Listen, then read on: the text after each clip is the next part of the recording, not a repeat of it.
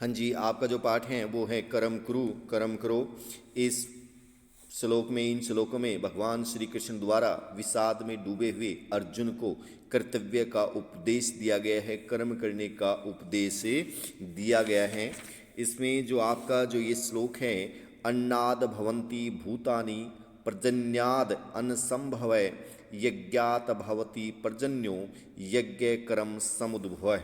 अर्थात इसमें क्या है, कर्म के महत्व पर जोर देते हुए श्री कृष्ण भगवान ने अर्जुन को कहा है कि भूतानी, भूतानी का अर्थ होता है संपूर्ण प्राणी, अन्नात, अन्न से, भवंती उत्पन्न होते हैं, संपूर्ण प्राणी अन्न से उत्पन्न होते हैं, अन्य पर्जन्यात, पर्जन्यात वर्षा से, पर्जन्यात का अर्थ होता है वर्षा से, जो अन्न है वर्षा से उत्पन्न होता है, संभवय, संभवय का अर्थ होता है उत्पन्न होता है, जो अन्न है वो वर्षा से उत्पन्न होता है।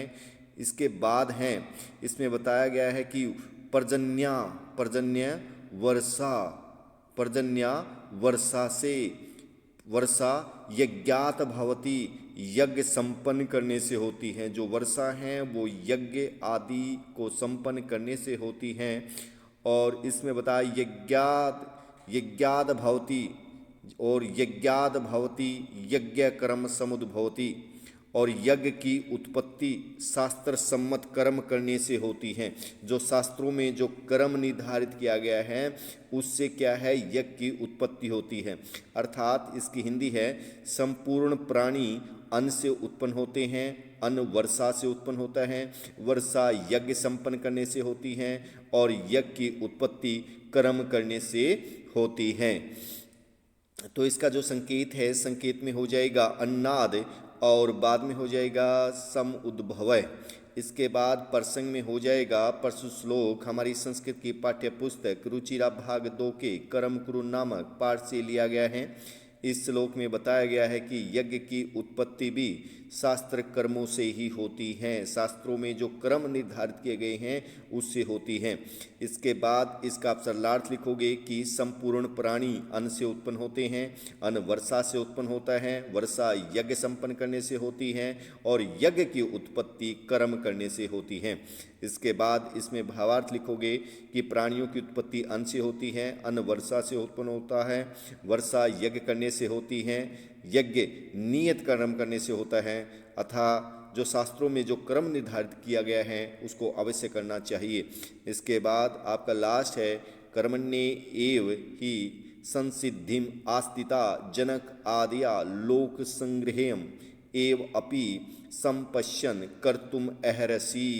अर्थात इसमें बताया गया है कि जनक आदि, जो जनक आदि जो ज्ञानी लोग हैं, कर्मण्ये एव कर्म के द्वारा ही संसिद्धिम आस्थिता सिद्धि को प्राप्त हुए थे। जो जनक आदि जो ज्ञानी जो लोग हुए हैं उन्होंने भी कर्म के द्वारा ही सफलता प्राप्त की है, सिद्धि को प्राप्त किया है।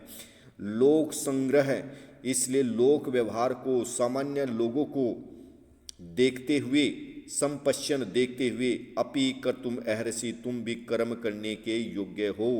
जब जनक आदि ज्ञानी लोगों ने भी कर्म के द्वारा सिद्धि प्राप्त की है तो लोक व्यवहार को देखते हुए भी तुम कर्म करने के योग्य हो, श्री कृष्ण भगवान अर्जुन से कहते हैं।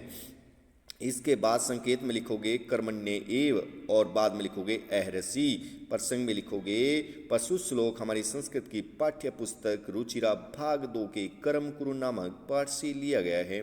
इस श्लोक में बताया गया है कि कर्म करने से ही जनक आदि राजाओं को सफलता प्राप्त हुई है। इसके बाद आप इसका भावार्थ लिखोगे, भावार्थ में आप लिखोगे कि मनुष्य को